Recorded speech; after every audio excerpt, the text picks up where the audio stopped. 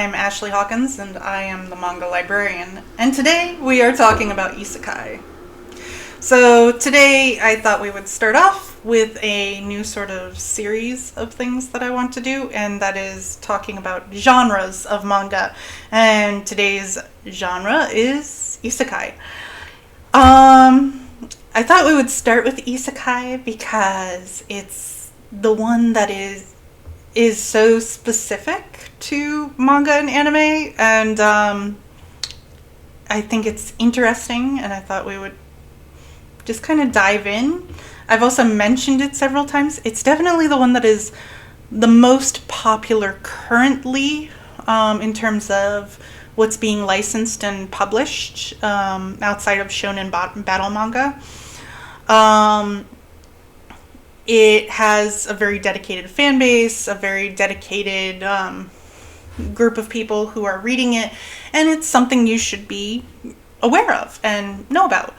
And so, let's talk about it. So, isekai literally means different world or other world. And there are actually two different types of isekai. The first one is isekai teni, which means which means transition into another world, and then isekai tensei, which is being reincarnated into another world. So there are two different types of isekai. When I was growing up and getting into anime and manga, a lot of what I watched was isekai teni. And isekai teni is just being transported into another world. And sort of Alice in Wonderland style. And actually, Alice in Wonderland is a big inspiration for a lot of isekai.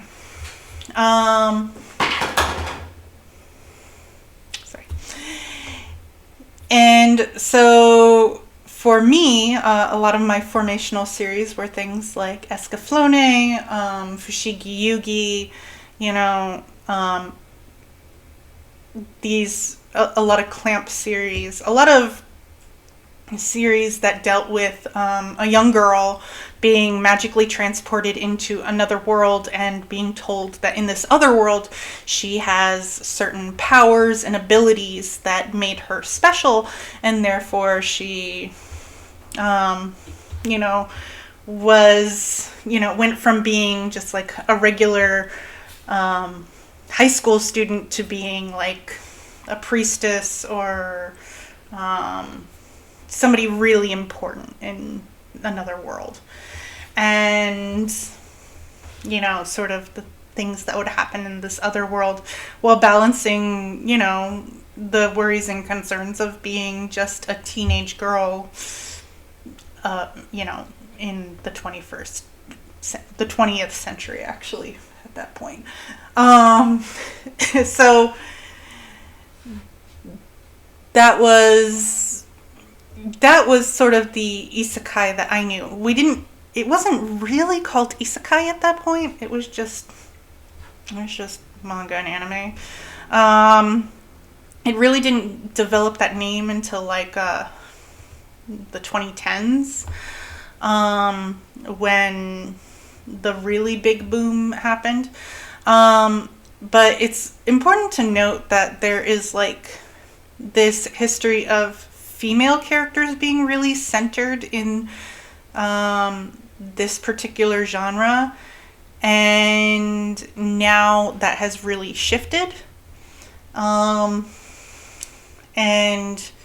that's not to say that there aren't female protagonists that are at the center of some of the more popular series, but male protagonists are more the norm when we talk about isekai, or at least more traditional isekai.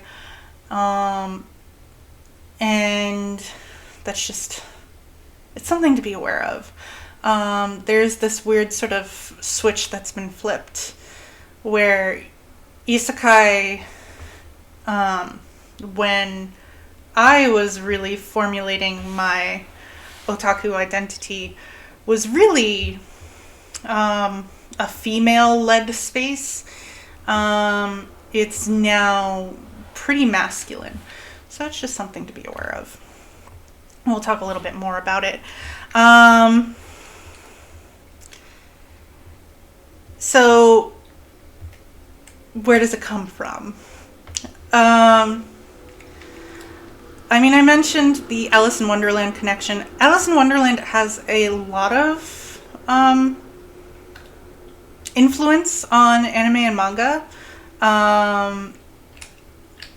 Just artistically, there is something about the style of Alice dresses and things that really evokes something for mangaka. But also there's something about the story that Japanese audiences really enjoy. But there's actually an even older story that has Japanese origins that we can kind of trace back to, and that is the folktale of Urashima Taro, which is a folktale about a fisherman who saves a turtle. And when he saves the turtle, he is brought to this wonderful undersea kingdom and has this magical, amazing experience. And then when he comes back to his world, 300 years have passed. And he's in a... He has completely come to a totally different world. Even though he thought he was only under the sea for a few days. So we see some certain tropes that are there being brought to this magical other world, but also, you know, the transformational aspect that it has on the character who's brought into the other world, the impact that it has on their world and their interactions with the world.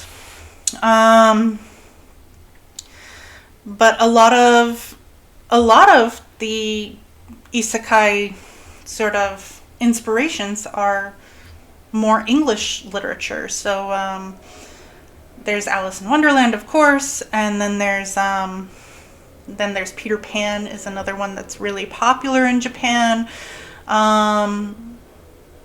This one's American, but it's The Wizard of Oz is another one that has a certain level of popularity.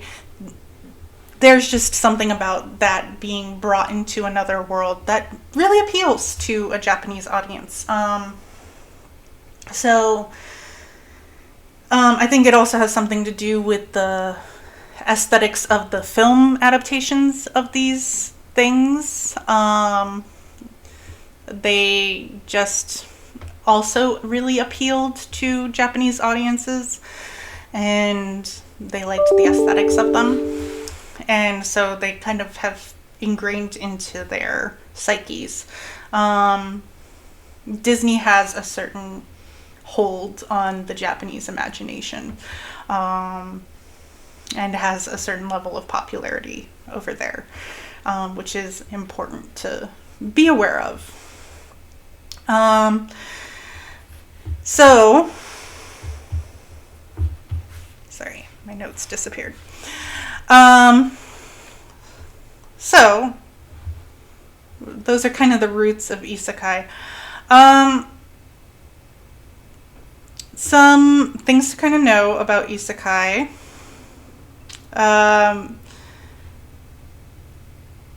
Like I said, there's the two types. And the one that I grew up with, Isekai Teni, the transition into another world, is, you know, just you yourself, or the character themselves, just being brought into another world, plopped right over. Alice in Wonderland style. Something happens. So in Fushigi Yugi, for example, Miyaka, the main character, is brought into the world of the universe of the four gods through a book.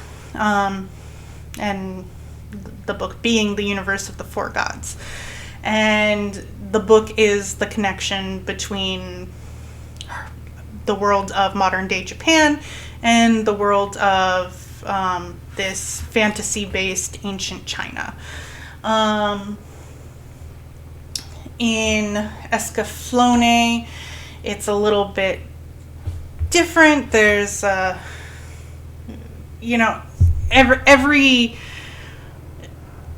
one of them has like this different connection. So with Escaflowne, it's the giant robot. It's all these different things. There can be magical portals. There can be, all sorts of different things that'll carry the person from point A to point B. And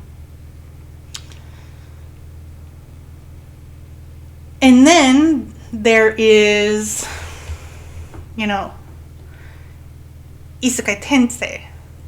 So Isekai Tensei is when somebody gets reincarnated to another world. And this works a little bit differently, and this is what's more popular now. So this really developed into popularity in the 2010s.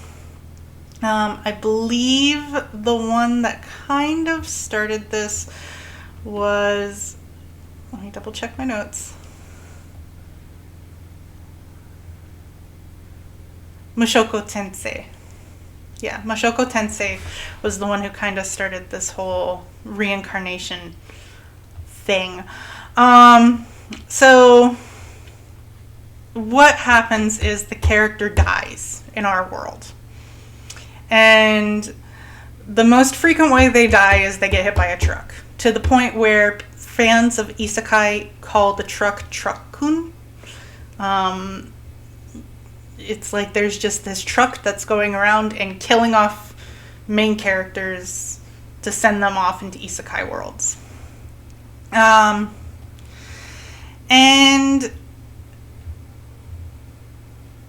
it's even been like made fun of to a certain extent. In Konosuba, it's made fun of. It's like, it's such a trope at this point that it's almost ridiculous. It's an easy way to kill somebody off early in their life. So these other worlds can be a fantasy world. It could be an alternate world, a fantasy reality.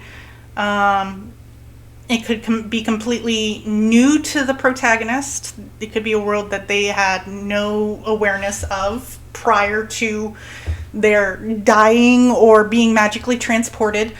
Or it could be a world that they did know about. It could be from their favorite book, their favorite film, their favorite video game. And that's actually a very popular way to be brought into another world. Another thing is another isekai trope that was more popular in about like 2002-ish was being in a virtual video game and getting stuck inside the video game, and you have to live in the video game and survive and somehow find your way out.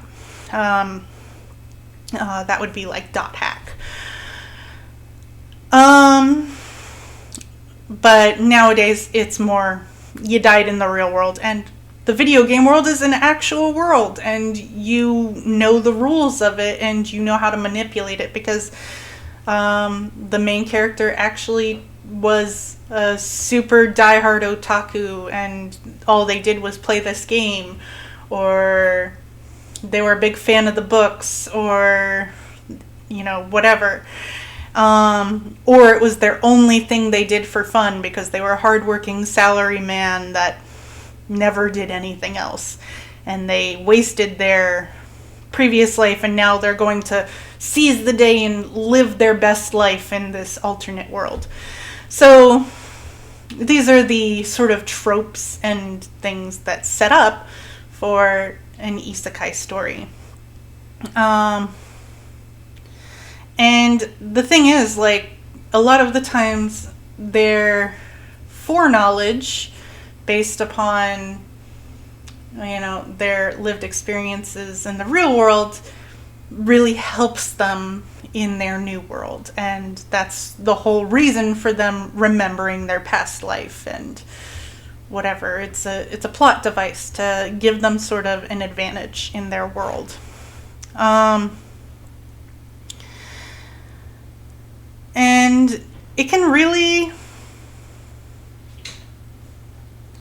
vary. And the classic trope is for the person to overtake the hero of the story. But more and more lately, it's not that. It's taking over the villain, taking over the side character, even taking over, like, other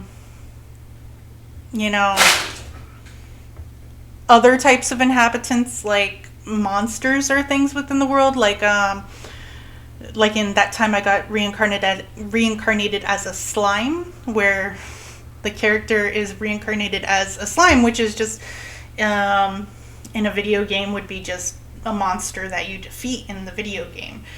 And yeah, there's all sorts of weird things. People can even get reincarnated as inanimate objects.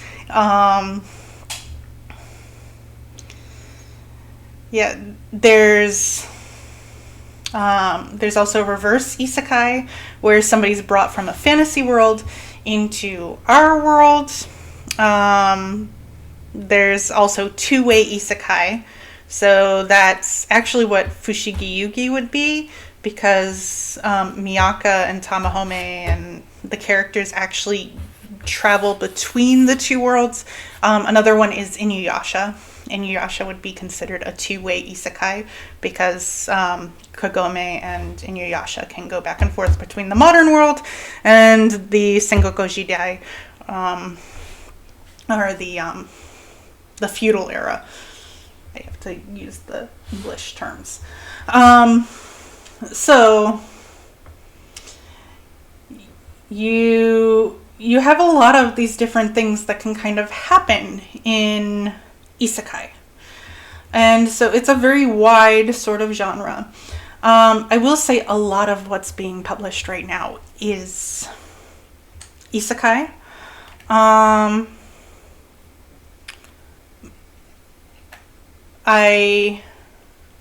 I hope it's not to the detriment of other genres, because there are other things I would like to see published. I'm a big fan of slice of life. I'm a big fan of mecha. I'm a big fan of horror. I do see a wider variety being published at the moment, but a lot of what we get is isekai. We don't get nearly as much of those other genres as I would like to see, because I know there's way more of it being published in Japan than there is being localized here in the States. But also, the market wants what the market wants, and right now our patrons really love isekai. And what they most likely love about it is that the characters are highly relatable.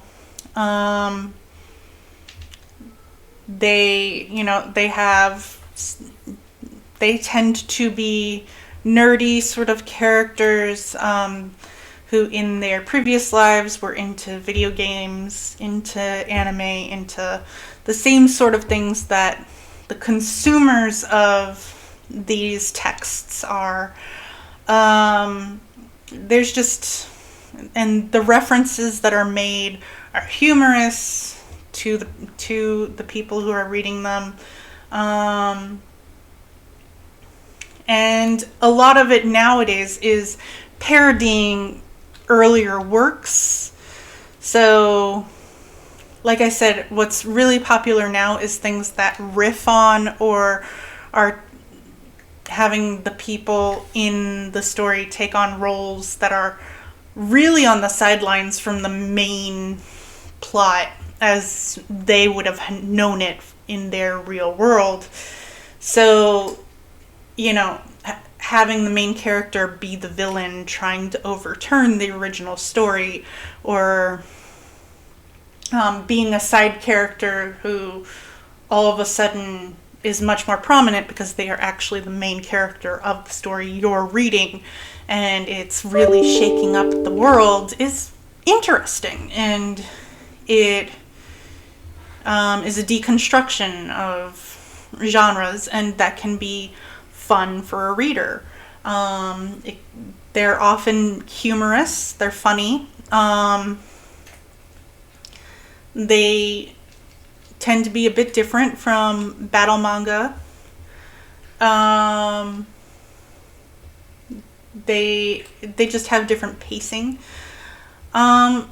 There's just different things going on inside of them. So that's why our patrons are kind of looking for them. It gives them a different experience. That being said, I don't know how much longer this bubble's gonna carry. I don't know when. I mean, trends change. Trends move. Like, what we're seeing right now is, the trend having moved already, because the trend started off as just a straight up, I've been transported into another world, I was kind of a nerd, and now I'm the hero of the story. And then we've moved to, I was kind of a nerd, and now I'm the slime that the hero typically would slash in one hit, but I'm trying to overcome that and blah, blah, blah. So we're already kind of on the move within the genre. I don't know what we're going to see. Maybe it's going to get pushed further. I'm interested. I'm interested to see what's going to get licensed and what's going to develop in popularity here in the West. Because tastes can definitely fluctuate. I do think that comedy based stuff in general is just more popular at the moment. I think people just want things that are funny. But also, I don't know. I don't know what the next trend's going to be. But I think Isekai is in an interesting spot. And we'll sort of see how it flows with the trend. So that's really all I have to say about Isekai for right now. Some titles, some Isekai that I really love. I mentioned Isekai. I mentioned Escaflowne. I mentioned Fushigi Yugi. I really like. Oh gosh, my brain just froze. Let me pull it up on my. Inuyasha's a classic, but in more modern terms, My Next Life as a Villainess, All Routes Lead to Doom. There we go. That's one of my favorites in terms of the deconstruction trope. I really like Ascendance of a Bookworm. Ones that are popular that you should probably know about.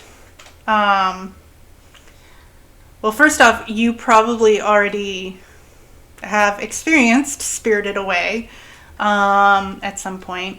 Spirited Away is Isekai. Another one that I really love is Magic Knight Reearth, a classic clamp.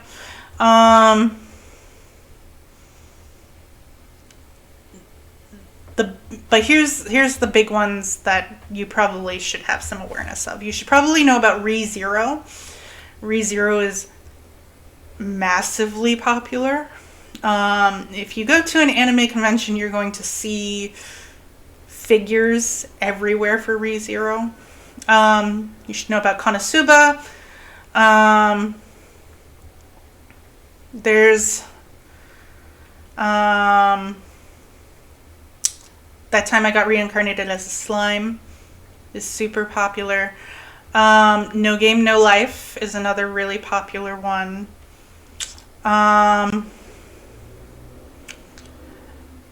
One that's kind of fun is Cautious Hero. The hero is overpowered but overly cautious. And then just be aware that there are some problematic ones out there. One that's really popular is The Rising of the Shield Hero.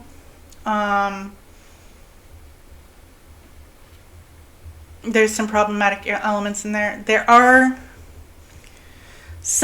because Isekai is so big, there's a lot of things that get published, a lot of things that get localized.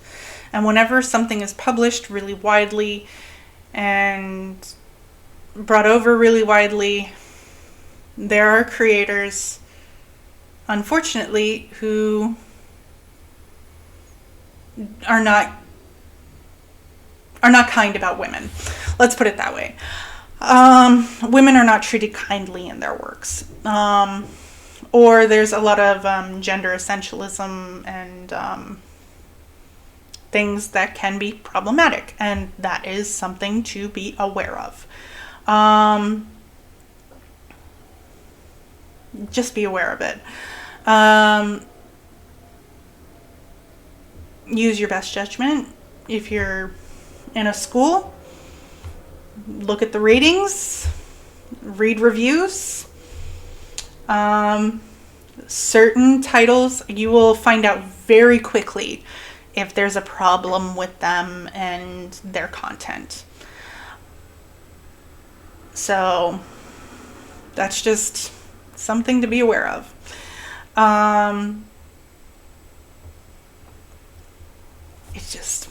It is what it is. Unfortunately, things have gotten better, but at the same time, it's not perfect. I'm never going to say that Japan doesn't have, or Japanese media doesn't have issues in terms of how it portrays women, because no media is free of problems with how it portrays women, or anybody of anything but a cis-het white male or cis-het male persuasion, unfortunately. It just is what it is, unfortunately. And I've said that word multiple times, but that is what it is. It is unfortunate. I mean, American comics have the exact same problem. And it's disappointing, and I wish do better, be better, but what can I say? I mean, one of the things that is good about this genre is that it can, help us reach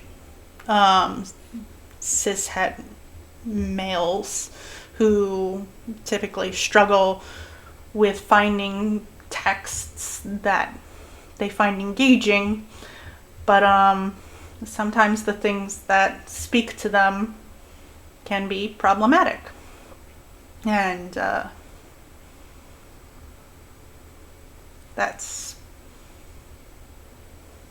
a whole other conversation that isn't necessarily about isekai. It's more to do with anime and manga in general, and it's a conversation for another day. So I will save that for another day, because I have been talking for a long period of time. If you're looking for isekai recommendations, like I said, I've recommended a few. And if you want to know about other specific titles, just let me know, and I'll let you know what I think of them one-on-one. So yeah, that's really it. I will see you in the next video.